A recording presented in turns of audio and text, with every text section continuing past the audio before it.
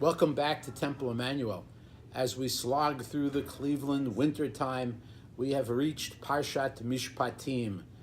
Mishpatim, the same root as the word shofet, judge, means laws or ordinances or judgments. The Torah portion starts out with the phrase Ve'ela hamishpatim asher tasim lifneihem. These are the laws that he, meaning Moses, put before them or gave to them. Now the rabbis point out the juxtaposition between the laws in this Torah portion and the revelation at Sinai of the Aseret HaDibrot, of the Ten Commandments that we read last week in Parshat Yitro. The rabbis note that there is a qualitative difference between what we heard last week and what we read this week.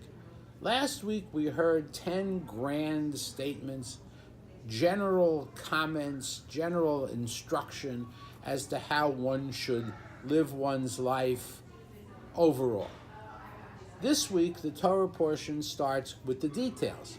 For example, the very first mitzvah that it talks about is titikneh eved ivri, when you acquire a Hebrew slave. Now understand that slavery between Hebrews in the Bible is what we today would call bankruptcy.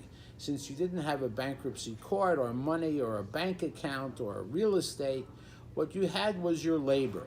And so if you fell into debt and you were inextricably tied down to that debt, the way you paid it off, the way you got out of it, was by working for someone else. It was kind of indentured servitude. So it's not really slavery in the North American sense of owning someone else. And then the Torah portion goes on to details of all kinds of laws. The rabbis, again, put that into juxtaposition with the generalized statements of the Ten Commandments, and they go back to the first word of this Pasha, Ve'ela, and these.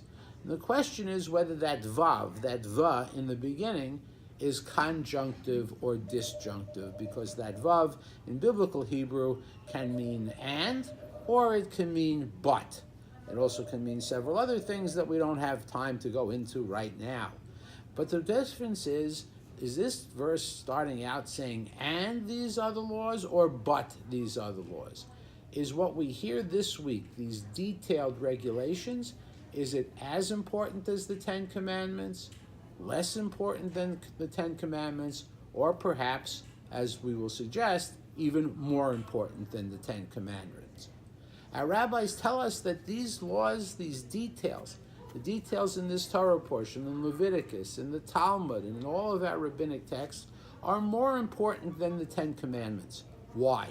Because the Ten Commandments are, as we said earlier, grandiose, generalized statements. They're nice principles, but they don't tell you and I what to do in any given situation. They tell us to care for our parents, usually mistranslated as honor. That is in the Torah, but someplace else. But it doesn't tell us exactly what those details are. How far do we have to go? Do we have to take time off from work to take care of our parents? The Torah tells us to keep Shabbat, but it doesn't tell us exactly how. It tells us not to be jealous. But what does that mean in real life? Am I allowed to say I like the other guy's car? Or is that violating the Ten Commandments? This week's Torah portion, Mishpatim, laws, starts out with the real life mitzvot. The mitzvot that we are really supposed to observe and we're expected to observe day in and day out. Some people say that the devil is in the details. For Jews, the mitzvah is in the details. We don't want to know exactly how you feel about taking care of humanity in general. We want to know what happens when your neighbor or your fellow congregant needs a little help. We're all familiar with people who make grand statements about how they care about the world and they care about people, but when it comes to giving someone a ride to their doctor, they ain't home. And that's what this week's Torah portion is about.